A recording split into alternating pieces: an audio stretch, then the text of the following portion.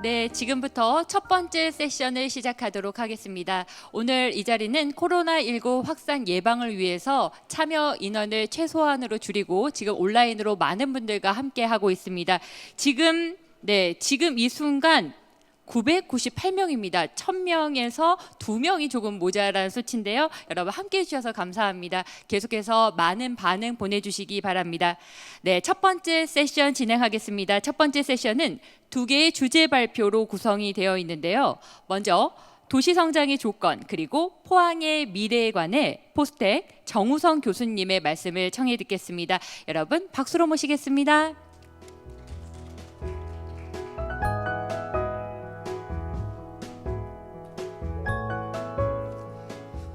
네, 안녕하십니까. 소개받은 포항공과대학교 정우성입니다. 전 아시아태평양 이론물리연구센터의 사무총장도 맡고 있고요. 오늘 이렇게 경북형 신산업 스케일업 컨퍼런스라는 뜻깊은 자리에 초대해 주셔서 감사합니다. 사실 우리가 이렇게 자주 모여야 이 의견도 서로 공유하고 정말 발전적인 전략이 나올 걸로 생각합니다. 특히 제 발표 뒤에 이제 제가 포항의 사례를 말씀을 드리고 구미의 사례를 말씀해 주실 박효도 원장님 예전에 서울에서 자주 뵀었고요. 이게 서울과 포항보다 서울과 구미의 거리가 더 먼가 봅니다. 그래서 구미에 내려오신 지 벌써 이제 2년이 넘으셨는데 구미 내려오시고 처음 오늘 행사장에서 뵀습니다. 앞으로 이 경북 사람들끼리 좀 더 자주 뵀으면 좋겠습니다. 제가 오늘 드릴 말씀은 도시 성장의 조건 그리고 포항의 미래라는 주제로 말씀을 드리도록 하겠습니다. 예, 도시라고 하면 제가 이 발표를 위해서 도시 역사를 조금 살펴봤습니다. 그랬더니 우리 이 전 세계에 도시의 역사가 생각보다 오래됐더라고요. 그래서 처음으로 이 도시가 생긴 거 유적 기준으로 봤더니 터키에서 기원전 7,000년 정도의 유적이라고 하고요. 인구가 한 5,000명 정도 되는 유적을 발견을 했습니다. 근데 지금 그 위에 사진을 보시면 이게 터키의 유적인데요. 지금부터 한 10,000년, 9,000년 정도 전인데요. 상당히 이 도시의 꼴을 갖추고 있습니다. 그리고 이 터키에서 자기들이 이제 이 가장 오래된 도시다라고 했는데 한 얼마 안 있어가지고요. 팔레스타인 지역에서는 기원전 한 9,000년 정도 됐던 도시도 또 발굴이 됩니다. 이때부터 되게 도시라는 게 지금의 형태와 별반 다르지 않는 사람의 사는 모습이 별로 다르진 않았어요. 근데 오늘이라든지 우리가 이제 도시에 대한 얘기를 할 때, 특히 우리나라에서 도시 얘기를 할 때는 그 고성장 시대의 도시, 사람들이 모여 살고 모여 산다기보다는 또 생활도 있겠지만은 굉장히 활발한 경제 성장, 산업이라든지 이런 것들이 좀 더 주가 돼서 우리가 도시에 대한 얘기를 많이 하게 됩니다. 자, 제가 살고 있는 포항은 제가 포항에서 살게 된 지는 10년이 조금 넘었습니다. 근데 포항은 우리나라 산업화를 이끈 대표적인 도시입니다. 특히 그 산업의 쌀이라고 할 철을 생산을 했었고요. 사실 제 고향은 경남 창원인데요. 창원도 포항이 있었기 때문에 존재했던 게 포항에서 철을 만들어서 이 창원에 와가지고 기계공업에 굉장히 많이 활용을 하면서 어찌 보면은 포항이나 우리 경북 지역이 대한민국의 그 고성장 시대를 모두 이끌었다고 할 수 있겠습니다. 지금 보시는 이 사진이 포항의 그 제철소 형산강 강을 따라서 제철소가 위치해 있는데 그 사진입니다. 근데 이제 제철 산업이 한 50년 이상 우리나라 이 경제를 이끌어 오는데 최근 이 포항이나 경북 지역이나 비단 우리 지역뿐 아니라 대한민국 자체가 고민이 굉장히 많습니다. 과연 우리가 이 산업을 이 경제 성장을 계속 유지할 수 있을까? 가령 앞에서 말씀드린 고성장 시대의 도시의 모습을 계속 유지할 수 있을까 고민이 많습니다. 제가 살고 있는 포항도 굉장히 많은 고민들이 있고요.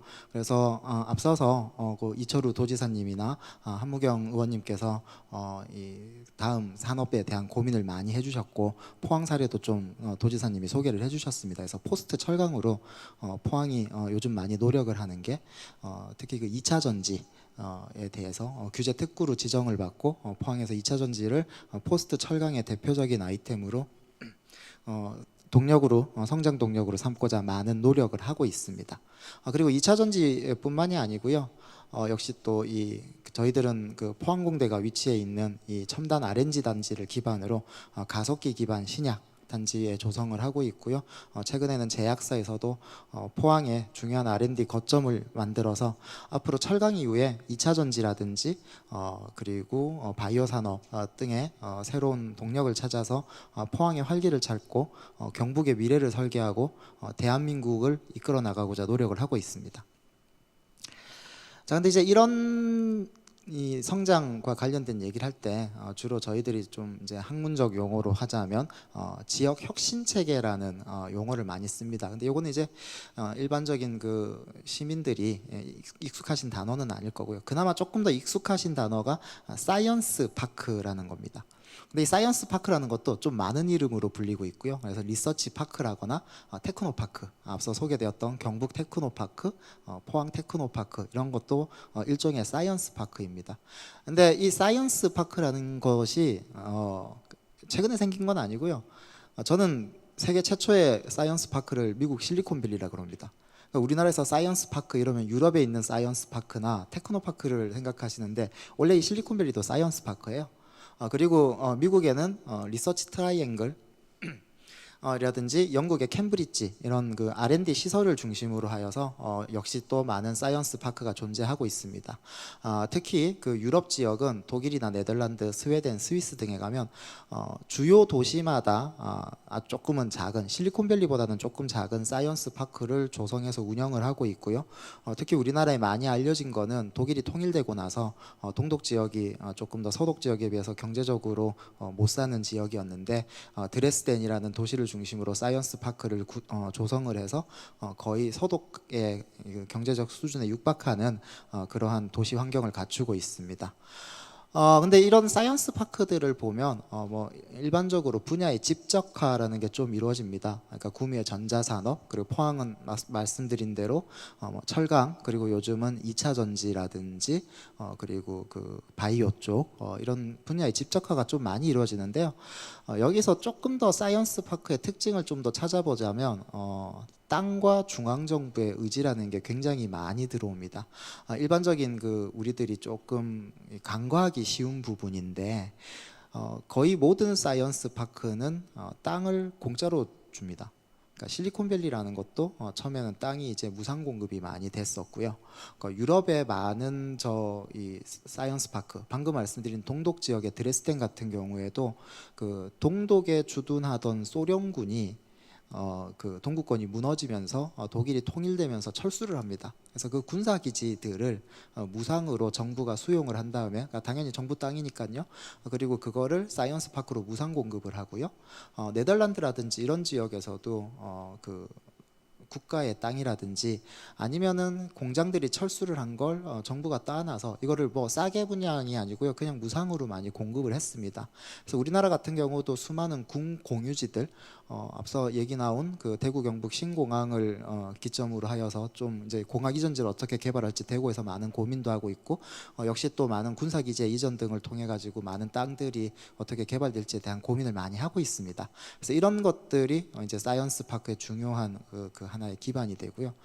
또 마찬가지로 실리콘밸리가 민간 중심으로 개발이 되었다고 많이 생각을 하시는데 최근이고요. 실리콘밸리가 처음 개발될 당시에는 그 미국 캘리포니아가 원래 금광으로 시작한 지역입니다. 그러다가 금광에 금을 다 캐내 가지고요. 그리고 딴 지역에 딴 나라에서도 금이 많이 나오고 이래서 캘리포니아의 금광 그 산업이 끝이 나게 됩니다. 그래서 중앙정부에서 캘리포니아를 어떻게 살릴까 해서 이제 IT 산업이라는 그 실리콘밸리의 개발을 시작하게 된 겁니다.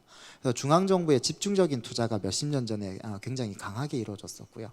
우리나라 같은 경우에는 최근의 대표적인 사례는 그 IT 열풍은 판교가 바로 대표적인 사례가 되겠습니다. 지난 정부에서 몇 때 정부에서 판교를 집중적으로 IT의 스타트업의 성지로 육성을 하였고요. 그리고 송도 역시 바이오의 그 스타트업 단지라든지 뭐 이런 단지라고 하면 송도가 지금 그래도 많이 집착화가 돼 있는데요. 이것도 역시 중앙 정부의 의지가 있습니다. 이런 것들이 일반적으로 세계적으로 그 사이언스 파크의 특징인데요. 우리나라의 사이언스 파크 개발의 특징은 약간 좀 사이언스 파크 이러면 또 뭐 고만고만한 거 하는구나 뭐 이렇게 생각하시는 분들이 많으세요. 그게 조금 그 우리나라의 잘못된 문화 한계가 좀 존재를 합니다. 그러니까 고성장 시대를 우리가 워낙 압축적으로 겪어왔기 때문에 그 사이언스 파크 개발 이러면 딱 바로 그 개발에 대한 생각을 합니다. 그래서 땅을 깨끗하게 밀어서 전기를 넣고 상하수도를 넣고 그 땅을 기업에 분양을 합니다. 그래서 개발사라든지 그런 공기업들이 돈을 벌고 그 환수한 돈을 갖고 다시 뭐에 투자를 하고 그리고 산업단지 개발을 하려면 이게 공장 부지도 상당히 비싸긴 합니다만 더 많은 이익 환수를 해서 다른 지역을 또 끊임없이 개발해 가지고 이 고성장을 뒷받침해야 됐기 때문에 대체로 아파트를 개발을 합니다. 지금 우리 경북 지역에서 벌어지고 있는 많은 그 사이언스 파크로 불리는 단지들이 대부분이 아니고 100%입니다. 바로 이런 형태를 띠고 있는데요. 이러한 사이언스 파크는 고성장 때만 이제 적용이 되던 거고 지금은 적용되지 않습니다. 실제 그 미국이나 유럽이나 이런 선진국들이 그런 사이언스 파크를 한 적이 없고요. 그 인구가 늘고 계속 땅이 필요하고 아파트가 필요하고 공장 부지가 더 늘어날 때에 그 사이언스 파크의 개발 패러다임을 여전히 우리나라가 가지고 있는 겁니다. 그리고 또 모든 지방들이 국가산업단지라든지 이런 거를 개발을 하게 되면 대기업 유치하려고 합니다. 근데 대기업 유치를 끊임없이 주장을 하는데 그렇게 성공한 사례가 많지 않습니다. 그리고 그 대기업이 유치가 되고 나서 소위 앵커라고 부르고 그 앵커라는 그 기업들을 유치를 한 다음에 낙수 효과로 불리는 협력업체가 또 많이 성장을 하고 고용이 증가하고 그리고 뭐 식당이라든지 주변 산업이 증가하는 거를 생각을 하는데요. 일단은 지금 대기업의 유치는 수도권이냐 지방이냐의 싸움이 아니고요. 어찌 보면은 베트남이냐 중국이냐 아니면 저기 멕시코냐 그리고 포항이냐 구미냐 이렇게 따지는 겁니다. 이미 글로벌 시대에 접어들어왔고 우리가 이 노동집약적인 그러한 그 강점을 가지고는 더 이상 대기업 유치라는 것이 힘들어지기 졌습니다.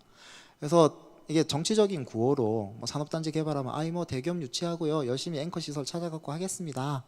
그리고 대규모로 저기 무슨 단지 개발하겠습니다. 말은 할 수 있는데요. 그 한 1, 20년 동안 그렇게 잘 진행된 게 없어요. 그리고 예전에 비해서 또 역시 우리가 이 노동력이 집약되는 공장들은 다 좀 많이 나가 있기 때문에 실제 대기업 공장을 유치했다고 해서 옛날만큼 그렇게 대규모의 고용 창출 효과가 있냐면 그런 것들은 많이 사라졌습니다. 그래서 이제 대기업 유치라는 것에 대한 그 이 허상을 좀 깨고 지역에 맞는 좀 성장 모형을 찾기는 해야겠습니다. 그리고 또 우리나라 이 산업단지라든지 사이언스 파크의 문제가요. 전국의 사이언스 파크가 모두 다 똑같은 걸 하겠다고 주장을 합니다. 뭐 이거는 물론 중앙정부라든지 지방정부의 역할이라든지 그리고 열악한 지방 재정 때문에 지방이 주도적으로 무슨 개발이라든지 기획을 할 수 없다는 한계도 있긴 합니다만 그래서 중앙정부가 하는 일을 모두 따라가야 된다라는 그러한 한계도 있습니다만 그렇다 보니까 특화되지도 않았고 그렇다 보니까 직접화되지도 않았고 그러다 보니까 보편적인 사이언스 파크 그리고 규모가 크기보다는 고만고만한 좀 작은 사이언스 파크에 치중하는 경향들이 있습니다. 그래서 이런 부분들이 빨리 극복이 돼서 제대로 되지 않으면 경북형 나아가서 한국형 신산업이라든지 사이언스 파크라는 것을 조성하는 것은 굉장히 어려움이 클 것이라는 것이 저의 의견입니다. 자, 이거는 그래서 제가 그 데이터를 좀 많이 살펴보는데요. 특히 저희하고 그 미국의 뭐 MIT랑 그 켈로그 경영대학원 쪽하고 같이 이렇게 데이터 분석을 했습니다. 다만 이게 안타까운 게요. 제가 이 데이터 분석해가지고 도시 발전 정책 전략 쪽에 연결을 시켜서 얘기를 하려고 미국 팀하고 연구를 했는데 몽땅 다 한국 데이터가 아니라 미국 데이터를 쓰긴 했습니다. 아니 그 미국 사람하고 해서 그런 거 아닌가요? 그게 아니고요. 한국에는 데이터가 없습니다. 미국에는 굉장히 많은 공공 데이터가 도시 단위로 축적이 되어 있고요. 근데 우리나라는 그런 데이터가 워낙 없어가지고 일단 미국 데이터로 분석을 했고요. 최근에 한국 데이터를 좀 모아서 하고는 있습니다. 근데 여기서 저희 앞으로 말씀드릴 게 그 도시마다 데이터를 보면 다 발전 전략이 좀 다르게 나와야 되는데 우리나라는 데이터가 지금 제가 분석하는 게 거의 서울 지역 데이터예요. 그러니까 지방 정부들이 이 데이터 축적을 할 수 있는 충분한 그 여건이 안 됐었기 때문에 이런 게 없었던 거죠. 그래서 이제 아까 말씀드린 도시에 특화된 사이언스 파크라든지 이런 것도 결국은 좀 데이터 기반이 되고 지방 정부가 좀 이런 데 노력을 기울이면 좋겠다 하는 게 제 생각입니다. 근데 이런 데이터를 가지고 보면 소도시에서부터 중간 정도 사이즈의 중도시 그리고 대도시로 성장을 하는데요. 그러니까 우리가 예상하기 쉽게 작은 도시는 농업이라든지 이런 1차 산업이 되게 많습니다. 그리고 이제 중간 정도 사이즈 도시, 그러니까 포항이나 구미 정도 도시가 되겠고요.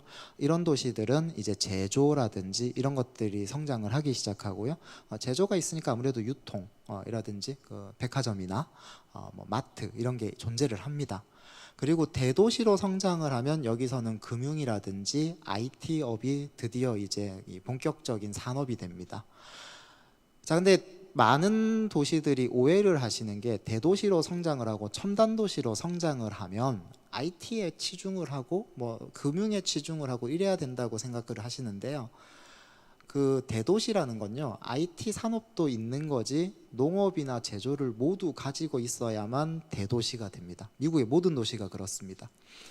그러니까 샌프란시스코, 뉴욕 이런 도시, 샌프란시스코 이러면 실리콘밸리만 있는 줄 아시는데 거기 생산 공장도 여전히 있고요. 예전에 했던 그 경제가 다른 산업들이 계속 더해지고 있는 겁니다.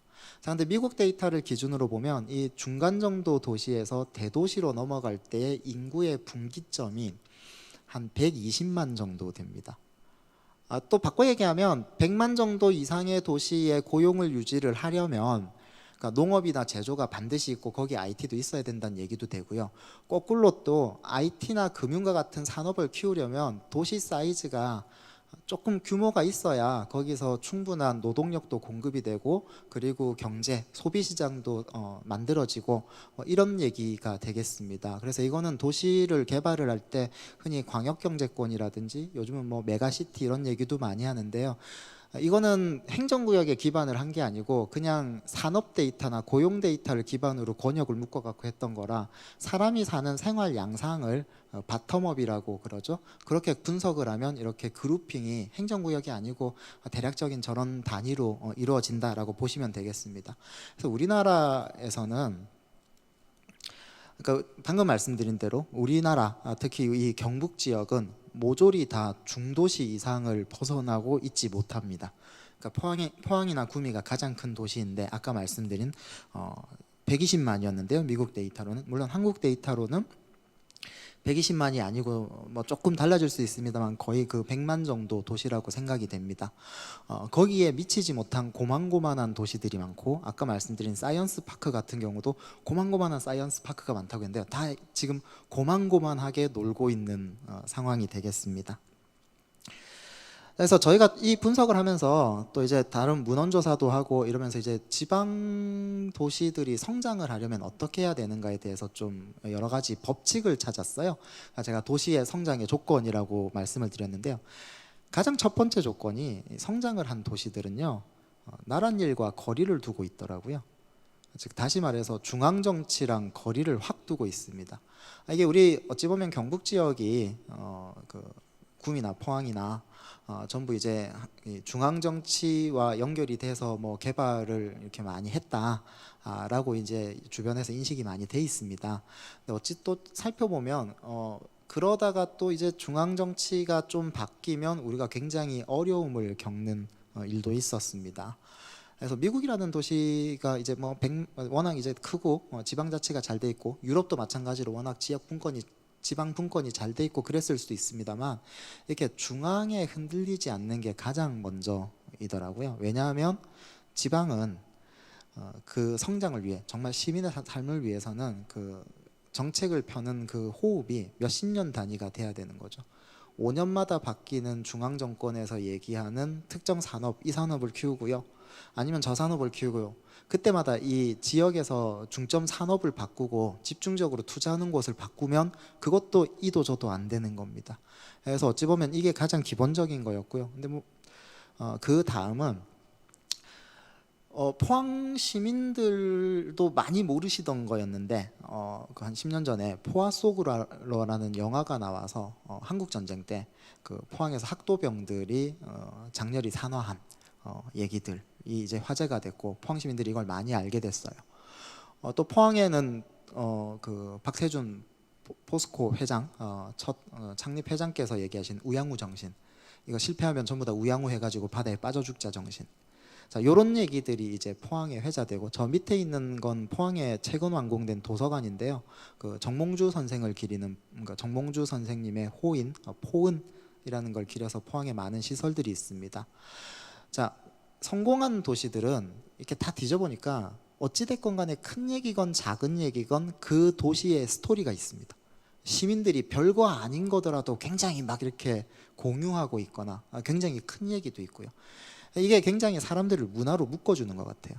그러니까 중앙 정치 이거에 묶이는 게 아니고요, 자기 지역의 이야기, 포항의 이야기를 계속 저희들이 모으려고 하고 있는데, 최근에 포항에서 저 포화 속으로 영화 말고도 포항에 여러분들이 모이셔가지고 한국 전쟁 때 포항에서 있었던 여러 전투 이런 걸 모아갖고 책도 내셨어요.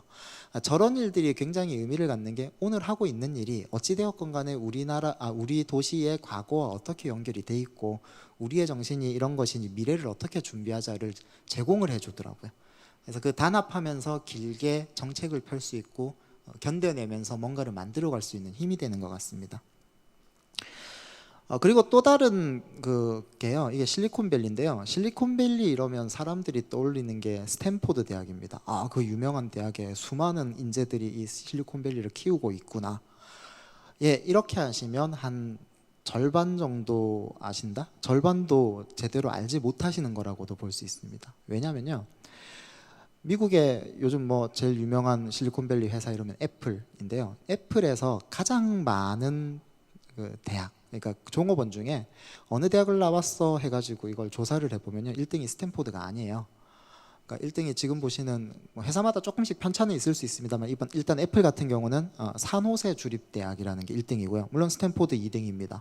그리고 그 다음 3등이 UC 버클리, 그리고 그 다음이 텍사스, 유니버시티 오브 텍사스. 우리들이 아는 명문대학이라고 하는 게 상위권 대학에 많이 있는데요, 아닌 대학도 무지 많습니다.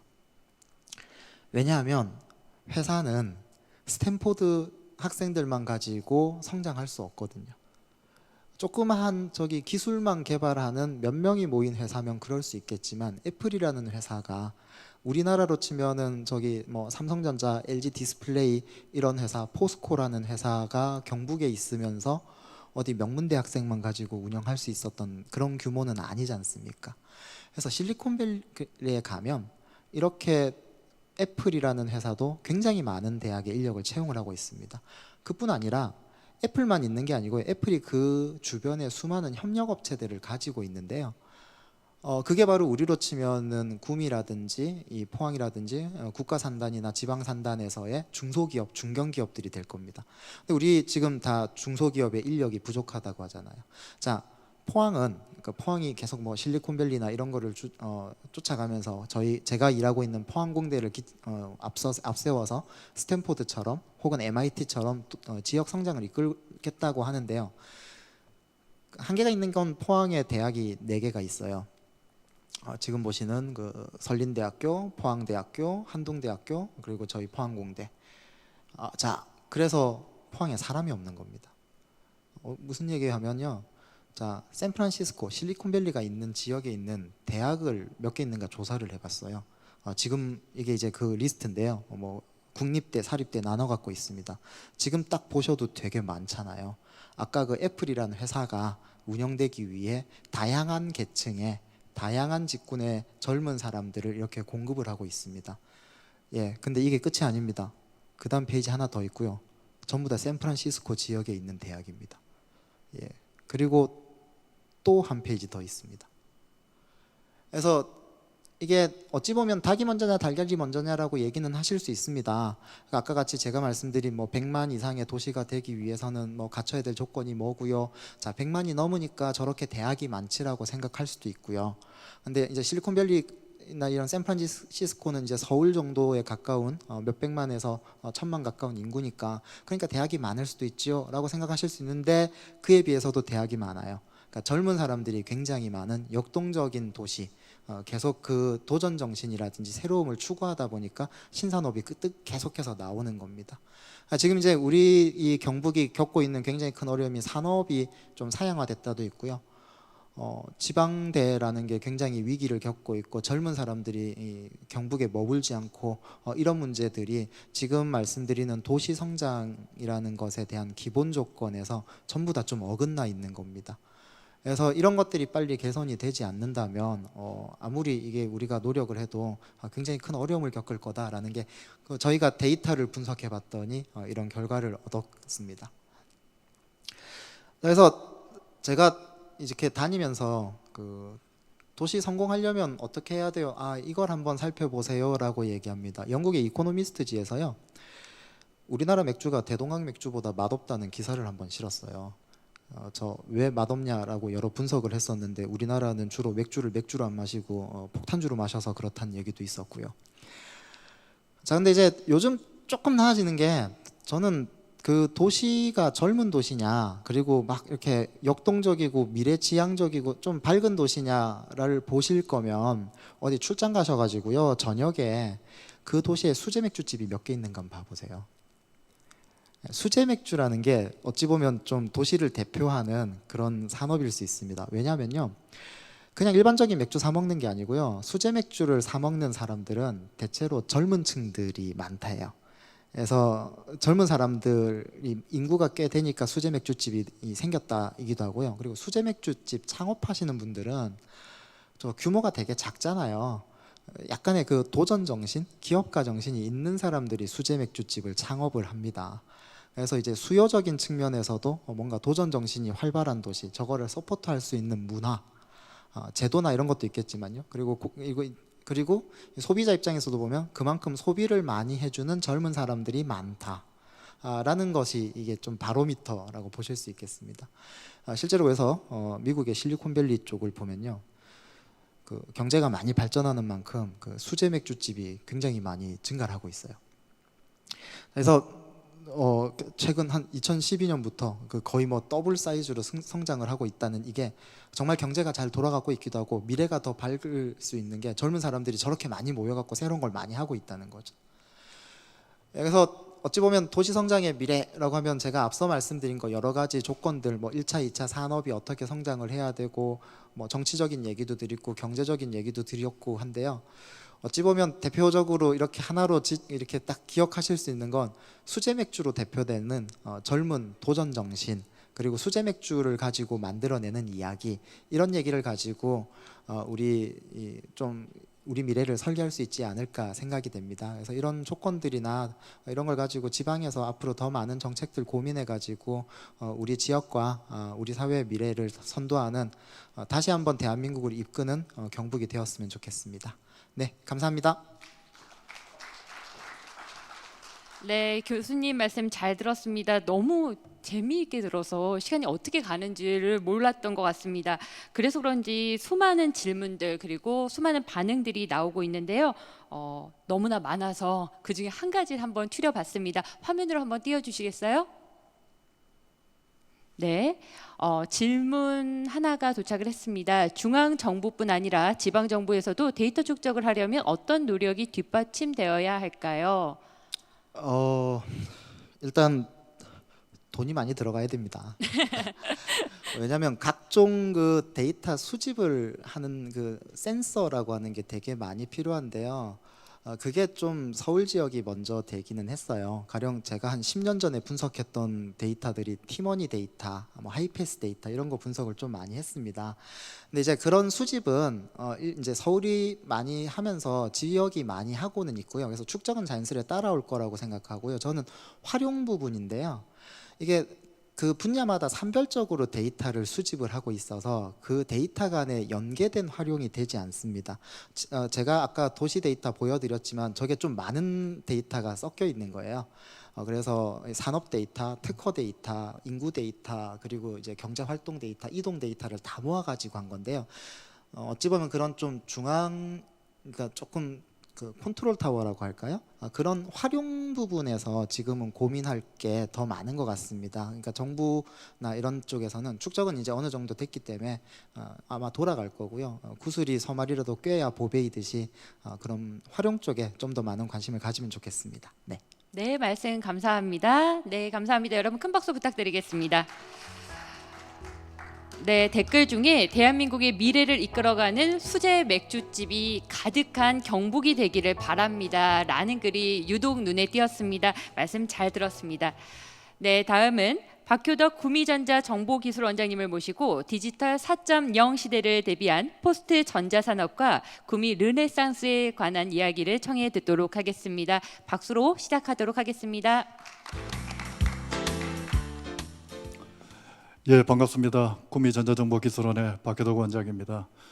제가 발표할 내용은 디지털 4.0 시대에 대비한 포스트 전자산업과 구미 르네상스라는 주제로 말씀을 드리겠습니다.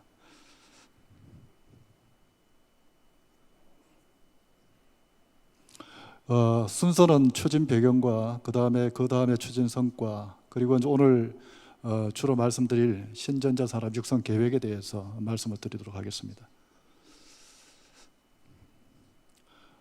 보시는 바와 같이 그 세계는 저성장이 이제 일상화되는 뉴 노멀 시대에 이제 접어들었습니다. 그래서 모든 산업 영역의 패러다임이 변화하고 있고, 또 최근에 보면 미중 무역 전쟁 그리고 코로나19 때문에 글로벌 제조업 구매 관리 지수 PMI 지수라고 이야기합니다. 그런 것들이 50 이하로 떨어지면서 제조업의 위기가 왔다, 그렇게 말씀드릴 수 있고요. 그리고 지금 최근에 그 코로나19 이후에 지난 반년 동안에 그 어느 때보다도 가파른 디지털 전환을 저희가 경험하고 있습니다. 그리고 이 코로나19 때문에 지금은 초개인화, 그리고 나와 있듯이 그다음 여러 가지 신기술들이 AI, 빅데이터, 5G 뭐 여러 가지 아마 AR, VR, 홀로그램 이런 이야기들을 굉장히 많이 들으셨을 것 같습니다. 그런 것들이 굉장히 가속화되고 있고요. 이러다 보니까 지역에 그 전 세계에서 전자 제조업이 그 갖고 있는 이런 것들이 굉장히 위기 의식을 많이 느끼고 있습니다. 그래서 이제 이 전자 제조 산업에 대해 우리가 성장을 계속 유지시키고 발전시키기 위한 방안으로 신전자 산업에 대해서 전환 전략이 마련되어야 한다, 이런 생각을 갖고 있습니다. 그리고 이제 정부에서도 정책 변화가 2020년 하반기부터 보시면 경제 정책 방향이 지금 버티기에서부터 시작해서 이제 점프하는 단계로 가기 위해서 디지털 뉴딜, 그 다음에 그린 뉴딜, 지역 균형 뉴딜, 이렇게 해서 전체 준비가 되고 있고요. 그리고 이제 지역에서 보면 지난 50년 동안에 경북구미는 국가 전자산업을 주도해 왔습니다. 다시 말씀드리면 첨단 기술 간 또는 산업 간의 융합을 통해 가지고 새로운 고부가 가치 제품들을 많이 탄생시켜 왔고요. 그리고 우리나라 전자산업의 제조공장 집적지라고 보시면 됩니다. 구미가. 그래서 구미가 보면 우리나라 제조산업의 집적지로서 우리나라가 경제 성장하는데 굉장히 핵심 역할을 해온 지역입니다. 여기 보시는 바와 같이 전국 그 산단 대비로 보면 전기전자 분야가 업체 수가 한 6% 정도 됩니다. 그런데 전기전자 수출을 보면 거의 53%를 상회하는 굉장히 중요한 역할을 하고 있습니다.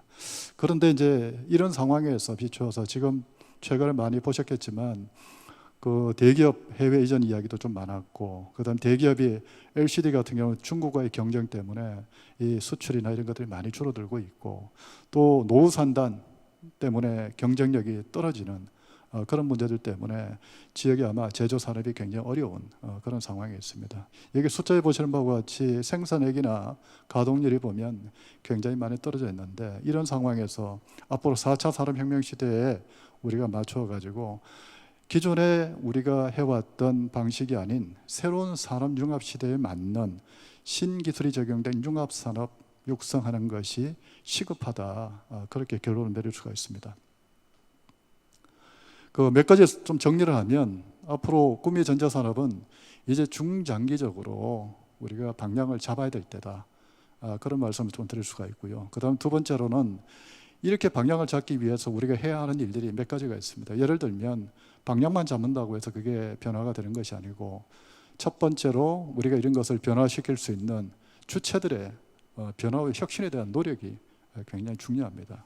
그리고 이제 5G 융합 산업을 기반으로 해서 앞으로 구미에 우리가 방향을 설정하고 선도 도시가 될 수 있도록 그렇게 설정할 필요가 있고요. 그리고 마지막으로 이런 것들을 해결하기 위해서는 우리 모두가 산하경관에 모여서 전략적으로 이런 해법을 혁신하기 위한 노력이 필요하다, 그렇게 말씀을 드립니다. 그간의 주요 성과 중에서 이 장을 좀 띄우기가 좀 조심스럽지만 우리가 변화와 혁신에 대해서 많은 고민을 해야 된다, 그렇게 생각이 됩니다. 저는 사실 고향이라서 여기 와서 일을 하고 있지만 저희가 구미전자정보기술원이 변화와 혁신에 중요한 역할을 해야 되는 것이고, 그 변화와 혁신을 통해서 지역의 기업들이나 기관들이 같이 발전할 수 있지 않을까, 그렇게 생각했습니다. 제가 2018년도에 왔을 때 저희 기관이 갖고 있는 여러 가지 난제들이 많았습니다. 저희는 운영 시스템이 PBS라고 아마 아실 텐데, 어떤 일을 하든 간에 우리가 프로젝트 안에 그 안에 일을 한 인건비라든지 기관 운영이 프로젝트를 통해서 운영할 수 있도록 그렇게 설립이 된 그런 기관입니다. 인건비가 도나 시나 정부에서 이렇게 주는 조직이 아닙니다. 그래서 저희는 적극적으로 그런 지역에서 필요한 일들을 위해서 사업들을 만들어내고 기업들과 협업을 통해서 우리가 발전해야 되는 그런 상황이 있고요. 저희 기관의 비전은 뭐냐면 미래가치를 창출하는 겁니다. 창출해서 결국은 기업이 신뢰하는 열린 기술 혁신 지원 기관이 저희 미션이고요. 그리고 저희 목표는 말씀드린 미래가치를 창출하기 위해서는 우리가 구미 산업을 리딩을 하고, 그리고 기술 강소형 중견기업을 만드는 것이 저희 구미전자정보기술원의 미션입니다. 그래서 이런 일들을 저희 하려니까 저희 자체적으로 왔을 때 한 55개의 어젠다를 저희가 발굴을 했고, 혁신을 하기 위해서 평가 제도도 저희가 다 바꿨고요. 그리고 실적평가로 저희가 거의 다 바꿨습니다. 90%가 실적평가입니다. 주로 KPI를 저희가 설정을 하고 PBS 기관으로서 우리의 성과를 우리가 기술 이전이라든지 그 다음에 기술 사업화라든지 지원이라든지 이런 것들이 거의 지표로 다 설정이 됐고, 서로 협의와 합의에 의해서 우리가 전사 KPI를 설정하고 그걸 각 직원들이 다 나눠 가지고 있습니다. 나눠 가지고 있고, 그리고 연말이 되면 연초에 설정했던 KPI를 전사 평가를 통해서 전사 실적을 저희가 평가를 합니다. 그 결과에 맞춰서 개인 평가까지 다 연동이 될 수 있도록 그렇게 했다는 것이 제일 크고요. 그리고 평가 시스템을 저희가 바꾼 것도 있지만 그 평가 결과를 자기가 예측할 수 있습니다, 직원들이. 그리고 상위 부서장은 10점밖에 평가를 할 수가 없고 90%는 실적 평가입니다. KPI 그렇게 설정이 되어 있고요. 원장도 본부만 10점밖에 평가하지 않습니다. 그리고 그 평가 결과를 우리가 투명하게 평가할 수 있도록 저희가 했고요. 그리고 성과 보상을 정확하게 했습니다. 그래서 공정한 평가와 성과 보상이 정확하게 돌아갈 수 있도록 저희가 시스템을 바꿨다라는 게 제가 전화적으로 말씀드릴 수 있습니다. 그리고 이제 여기 내용을 보시면 저희가 처음 왔을 때 2017년도가 연구개발 사업은 저는 좀 비교를 하는데, 이 연구개발 사업은 계리가 먹고 살기 위한 게 아닙니다. 다시 말씀드리면 기존에 계리에서 투자했던 여러 가지 인프라와 장비와 시설들이 있는데, 그 시설과 장비를 갖고 지역에 있는 기업들과 협업을 해서 기술 사업화를 저희가 지원하는 것이 저희 미션입니다. 그런데 이런 예산이 단순히 장비 서비스하고 임대만 가지고는 기관의 미션을 달성할 수 없어서 기업들과 협업을 통해 가지고 국가의 연구개발 사업을 기술 사업화를 목표로 저희가 참여하는 형태로 해서 저희가 해온 겁니다. 17년도에 저희 데이터가 한 32억 정도 됐고요. 그 다음에 18년도에 46억, 그리고 경영혁신을 본격적으로 하고 난 다음에 저희가 19년도에 149억까지 올라갔습니다. 그리고 금년에 거의 3책50 때문에 이게 포화가 돼서 지금 159억까지, 거의 아마 이 값이 저희 규모에서는 딱 세츄레이션 된 것 같습니다.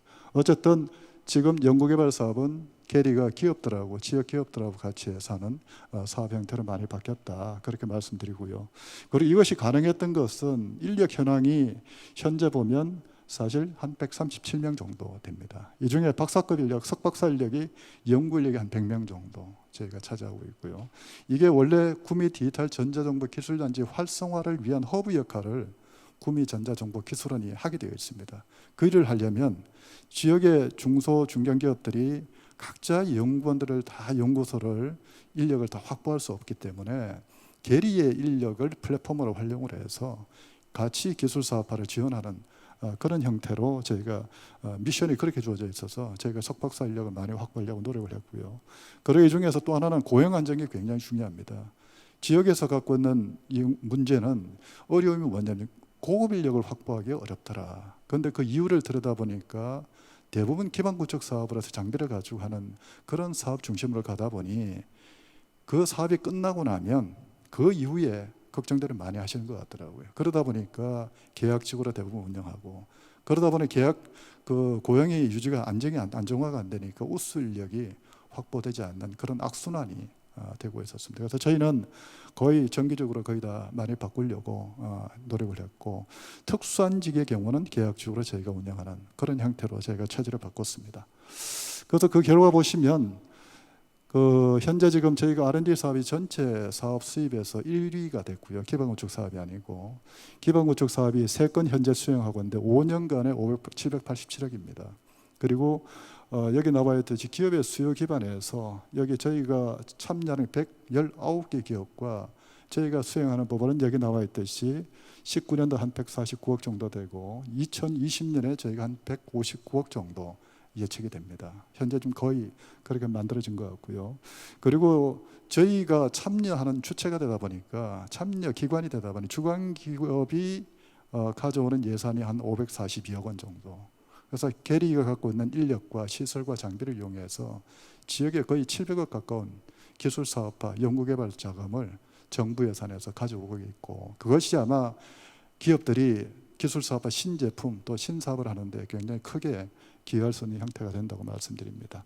몇 가지 사례가 있는데 참고로 보시면 좋을 것 같고요.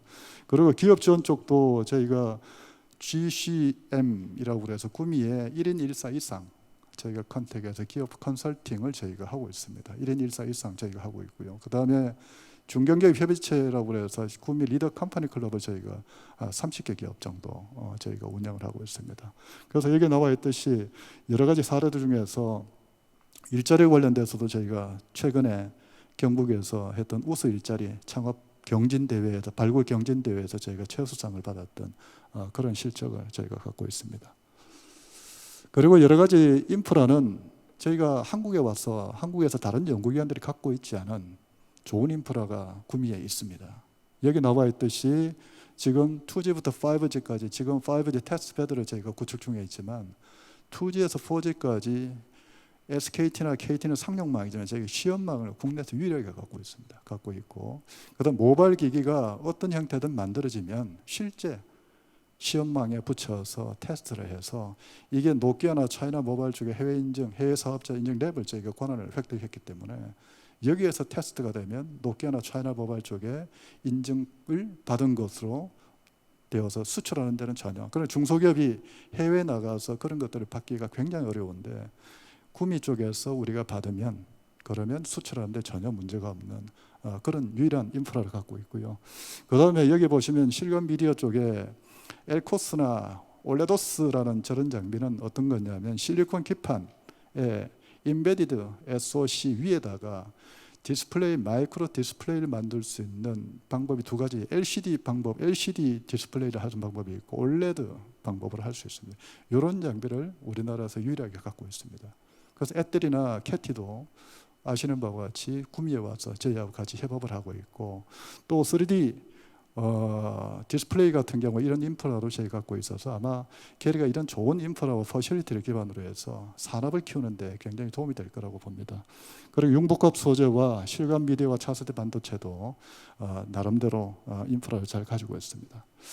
그래서 여기 그 내용이 보시면 2010년부터 금년이 13주년 기술은 창업이 된 지, 창립이 된 지 13주년 정도 됐습니다. 지난 10년 동안에 383종의 1,005억 원의 장비가 금호 테크노밸리에 이렇게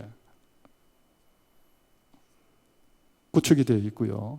그 다음에 이 장비를 기반으로도 현재 우리의 성과를 좀 말씀드리면, 지금의 그간의 성과는 뭐냐면 지난번에 2018년도에 7월 달부터 게리 2025의 발전 전략을 저희가 수립을 했습니다. 그걸 기반으로 해서 2018년 11월 달에 포항에서 포스트전자에 대해서 VIP께 보고했던 내용을 기반으로 해서 현재까지 작년 해서 금년 7월까지 경상북도에서 용역을 통해서 신전자 산업 발전에 대해서 용역 그 전략에 대해서 완성을 했습니다. 그래서 그 한 2년 동안 정도에서 우리가 그간에 7대 산업 분야를 우리가 중심으로 해서 우리가 해왔던 내용들을 잠깐 설명을 드리고자 합니다.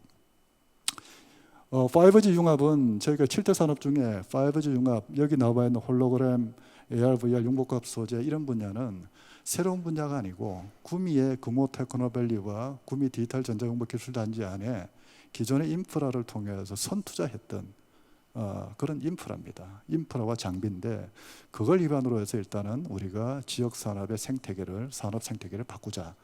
그게 저희 모토였고요. 여기 나와 있듯이 지금 5G 융합의 경우는 5G 핵심 칩이라고 해서 MMIC 칩을 애들이 캐티하고 같이 지역의 6개 기업하고 같이 공동 개발을 하고 있습니다. 하고 있고 그 다음에 그 밑에 작년에 한참 이슈가 됐지만 부품부터 실증까지 할 수 있는 이런 5G 시험 테스트 베드를 저희가 유치를 했습니다. 그래서 이 사업도 아마 구미가 5G 기반을 갖춰가는 데는 굉장히 중요한 그런 인프라 되겠습니다. 결론적으로 말씀드리면 지금 5G를 기반으로 한 부품부터 시작해서 그 다음에 모바일 기기까지 개발하고 난 다음에 성능 평가할 수 있는 여러 가지 환경들이 갖춰져 있다 말씀드리고요. 그다음 홀로그램 AR VR은 현재 아까 말씀드린 대로 AR VR 디바이스 지원 센터가 지금 예산이 확보가 되었습니다. 그리고 현재 힉스 컴퍼니나 PNC 솔루션, 노커스 뭐 이런 회사들이 수도권에 있는 회사들이 지금 연구소를 또 본사를 저희 금호 테크노밸리 안에 지금 회사들을 이전을 했습니다. 이전을 했고 저희 생각은 한 10개 정도 지금 현재 들어와 있는 상태고요. 그 회사들은 주로 디바이스나 컨텐츠를 연구하는 쪽이고 제조를 우리 구미 기업들이 할 수 있도록 제조와 이 컨텐츠를 연계할 수 있도록 저희가 발전시켜 갈 생각입니다. 그리고 과기부 엑셀 프로젝트는 PNC 솔루션이나 이런 회사, 수도권에 있는 회사들하고 그 다음에 지역에 있는 회사들하고 해서 로커스하고 같이 해서 지금 만들고 있는 회사 그 아이템들이고 그다음 이 사업은 아마 경찰청의 대테러 대비 쪽에 곧장 이렇게 납품이 될 수 있는 그리고 제조는 구미에서 하는 그런 프로그램으로 만들어졌습니다. 그리고 융복합 소재는 스마트 산단의 첫 번째 사업이 되겠습니다. 소재 부품 융복합 융합 얼라이언스를 저희가 해서 아마 언론에도 조금 나왔는데 최근에 한 200억 정도의 예산에서 이 분야의 융합 얼라이언스를 기업 중심으로 해서 생태계를 만들어가는 중점 분야는 에너지, 신재생 이쪽에 소재 쪽으로 저희가 포커스를 하고 있고 아마 여기에서 나오는 결과들이 내년 한 중반쯤에 몇 개 회사는 우리가 모델 캣을 좀 만들어 보자. 한 3개사 정도는 우리가 전략적으로 키우자. 그런 전략으로 진행을 하고 있습니다. 그리고 ICT 헬스케어는 예비 타당성 조사를 거쳐서 지역에 사업을 수주했던 사업입니다. 부품소 의료기기 부품 소재 기술개발 사업으로 인프라 포함해서 연구개발 사업까지 해왔던 그런 사업이고요. 현재는 금호 테크노밸리 안에 인프라가 IT 어류융합센터가 있고 그 다음에 작년 연말에 완공이 된 G타워 구미 첨단 의료기술센터라고 해서 저희가 만들었습니다. 최근에 아마 개소식을 아마 정부와 도화시와 협의하고 있는데 11월 아마 한 중순쯤 될 것 같아요. 셋째 주 정도 될 것 같아요. 현재 입주율이 거의 85% 정도. 사실 걱정 많이 했습니다. 많이 했는데 거의 입주율이 거의 85%까지 달성이 돼서 앞으로 이 부분과 IT 어류융합센터, 금호공대 삼각벨트를 하면 기업이 한 50개 정도 저희가 유치가 되고 이것이 아마 의료기기 ICT 의료 쪽에서 새로운 산업 생태계를 만들어가는데 좋은 구심력이 될 거다라고 그렇게 생각을 합니다.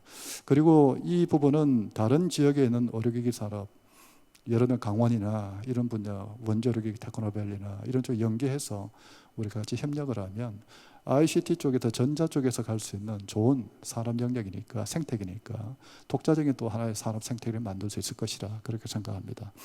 그리고 웨어러블 디바이스는 상용화 지원센터가 18년도에 저희가 개설했고요. 여기 나와 있는 회사들을 통해서 저희가 매출과 고용을 높일 수 있도록 지금 진행을 하고 있습니다. 그리고 이 모빌리티는 아시는 바와 같이 국가 혁신 클러스터의 주제입니다. 그래서 경산, 그 다음에 김천, 구미. 근데 구미가 제조의 생태계를 지원할 수 있는 이 제조 기반을 ICT 제조 기반을 활용할 수 있도록, 예를 들면 프레임을 만들거나 탄소를 가지고 이 바이크나 이런 쪽에 프레임을 만들 수도 있고요. 그 다음에 센서나 모터나 제어나 이런 것들이 다 사실 지역의 산업 기반이 들어갈 수 있는 SI에 들어갈 수 있는 밸류체인의 중요한 부분입니다. 그래서 지역에서 제조 기반과 보유하고 있는 회사들의 기술들이 이 부분에 새로운 산업의 생태계를 만들어갈 수 있도록 저희가 노력을 하고 있고, 현재는 100세를 포함해서 10개 기업이, 아마 김상곤 단장님과 계신데 지난번에 TP와 저희가 같이 기업들과 협동조합을 결성해서 MOU를 저희가 했던 실적이 있습니다. 앞으로 국가혁신 클러스와 연계해서 구미의 제조를 기반으로 해서 경상북도의 이 모빌리티의 산업에 소재 부품부터 시작해서 SI까 시스템까지 발전할 수 있는 생태계가 갈 수 있도록 저희가 노력하려고 합니다. 그리고 마지막으로 진흥형 홈케어 가전은 이 부분은 아까 지사님 말씀하셨듯이 이제는 기술 간 융합입니다.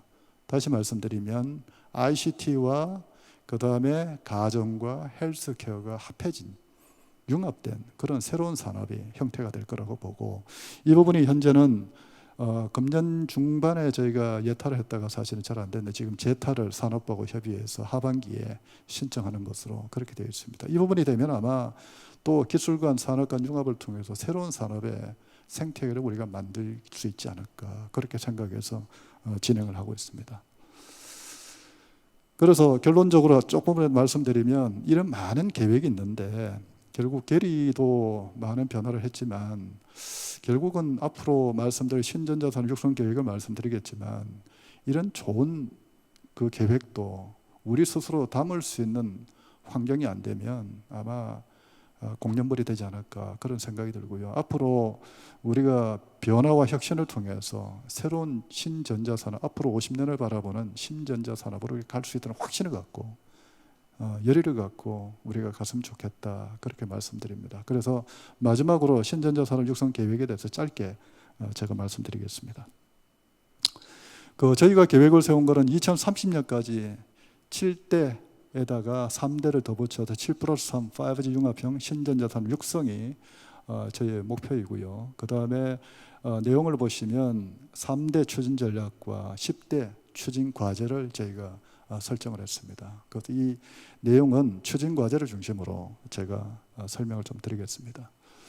첫 번째는 신전자 지식 인프라 구축입니다. 이 내용은 기술 변화라든지 선도 기술에 대한 정보를 제공할 수 있는 이런 신전자 지식 인프라와 그 다음에 나와 있듯이 개방형 기업 지원할 수 있는 전직의 플랫폼을 구축하는 것이 그 주된 내용이 되겠습니다. 이 두 가지를 저희가 신전자 산업 지원 체계 혁신으로 저희가 과제로 저희가 잡았고요. 그 다음에 두 번째는 수요 맞춤형 강소 중견기업 육성하는 것이 되겠습니다. 추진 과제가. 이 내용을 보면 저희가 현재 아까 말씀드린 대로 구미 리더 컴퍼니 클럽이 저희가 28개 기업, 아마 제가 30개 기업으로 알고 있는데 한 1.7조 토탈 썸을 하면 매출이 한 1.7조쯤 됩니다. 그리고 고용이 현재 되어 있는 걸 보니까 한 3,700명 정도 고용이 되어 있어서 이 팀들이 아마 앞으로 지역에 이제 아까 지사님이나 한 의원님도 말씀하셨지만 정 교수님도 말씀하셨지만 이제 여기에서 동력을 찾아야 된다고 생각을 합니다. 그래서 이 부분이 앞으로 점점 더 확대가 되고 이제는 중앙정부 주도형의 그런 산업구조 지원 체계를 다시 기대하기는 쉽지 않고 이제는 자립형 대기업 중심이 아닌 중소 중견기업 간의 협력과 협업을 통해서 지역이 자생력을 갖고 발전할 수 있도록 그렇게 가야 된다고 생각합니다. 그래서 어쨌든 저희는 GLCC를 현재 운영 중에 있고 이 28개 30개 기업에 대해 각각의 맞춤형 저희가 지원을 합니다.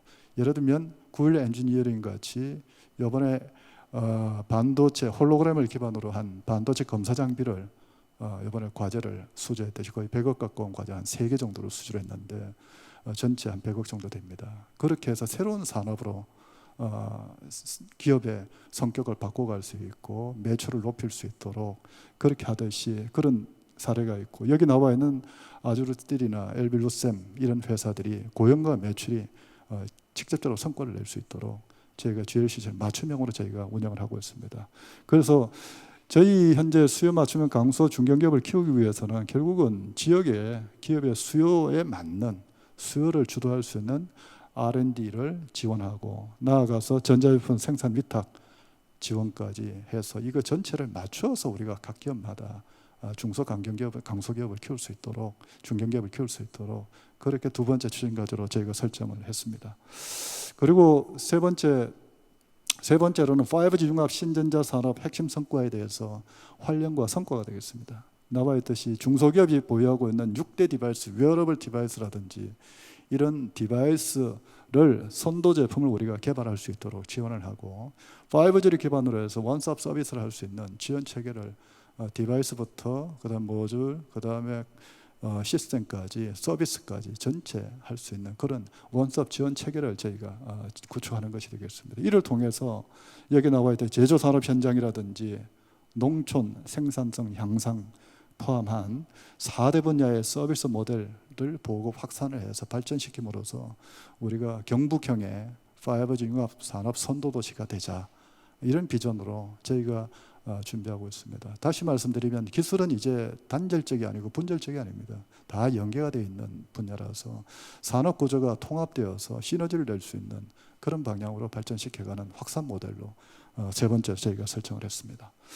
그리고 이것을 위해서 추진 체계가 굉장히 중요합니다. 그러니까 이때까지 보면 대부분 사업을 수주했는데 모니터링 체계가 전혀 갖춰져 있지 않고 또 그때그때 수시로 필요한 내용들이 어떤 것들이 필요한지 그런 것들을 저희가 준비해야 될 텐데 그런 것들은 저희가 신전자 산업 융합 얼라이언스 추진단을 거반원수로 7대 사업단을 통해서 계속 모니터링하고 지속하도록 그렇게 하겠습니다. 그리고 예산은 2020년도 예산은 한 20억 정도 첫 해 먼저 투자를 합니다. 계리에서 경영혁신을 통해서 2019년도에 수익이 생겼던 것을 전액 저희가 먼저 투자하고 그리고 그 이후에 내년부터는 도에도 현재 예산을 요청한 상태라서 오늘 국장님 계시고 하니까 지난번 부탁드린 대로 도가 이제 중심이 되고 또 지자체가 중심이 되어서 중앙정부 예산도 확보할 수 있도록 저희가 하려고 합니다.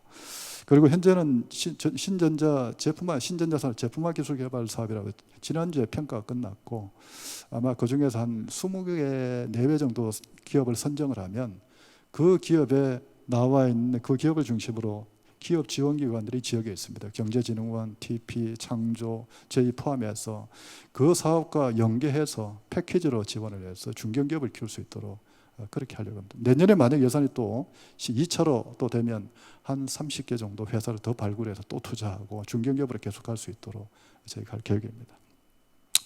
그래서 이 내용은 참고로 하시면 좋을 것 같고요. 시간이 없어서 넘어가겠습니다. 마지막 기대 효과는 현재는 추진 목표는 7대 산업 분야마다 도의 용역을 통해서 저희가 보고했던 내용입니다. 그래서 이렇게 되면 앞으로 추진 방향은 각 산업 분야마다 7대 산업 분야마다 저렇게 잡았던 것이고 이 결론을 말씀드리면 1단계 2025년까지 기반의 현재까지는 여건을 환경을 조성한 것이고 2025년까지 우리가 발굴 육성하고 그 다음에 2030년까지 확산하자는 전략으로 지금 고용과 그 다음에 매출 이런 것들 저희가 목표를 잡았고요.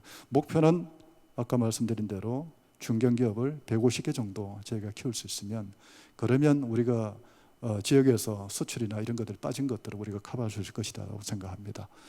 마지막으로 구미가 또 경상북도가 신전자 산업 체계로 바뀐다면 국가적으로도 판교 아까 홀로그램이나 리빙케어 가전이나 R&D 역량이 우수하고 제조는 구미에서 할 수 있게 또 강원도도 마찬가지고 그래서 대덕 R&D 특구에 있는 250개 연구소 기업까지 연계해서 생산을 우리 경상북도 구미에서 할 수 있도록 그런 체계로 가져간다면 우리가 국가에 기여하는 그런 신전자 산업 발전 방향이 되지 않을까 생각합니다. 앞으로 저희가 그 준비한 것이 그렇게 계속 구체화시키겠지만 앞으로 더욱더 50주년 이제 작년이 구미 공단 50주년이었습니다. 앞으로 50년을 바라보고 10년 동안의 이 계획을 계속 다듬고 보완하면서 지역의 전자산업이 새로운 신전자 산업으로 발전하고 생태계가 만들어짐으로 국가에 기여할 수 있는 그런 기회가 될 수 있도록 최선을 다하겠습니다. 예, 감사합니다. 네, 좋은 말씀 감사드립니다. 네, 원장님. 원장님께서 준비하신 여러 가지 내용들이 지금 수많은 분들에게 힘을 주는 것 같고요. 지금 실시간 댓글로도 우리에게 많은 힘이 되는 것 같습니다. 질문 또한 굉장히 많이 올리셨는데요. 그중에서 하나를 추려서 한번 받아볼까 합니다. 질문 한번 화면으로 띄워주실까요?